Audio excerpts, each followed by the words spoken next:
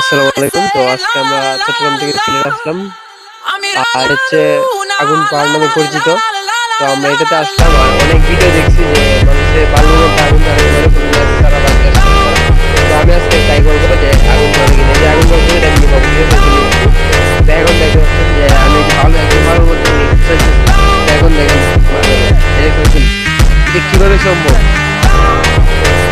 ওটা কিভাবে সম্ভব দেখেন এটা কিভাবে সম্ভব।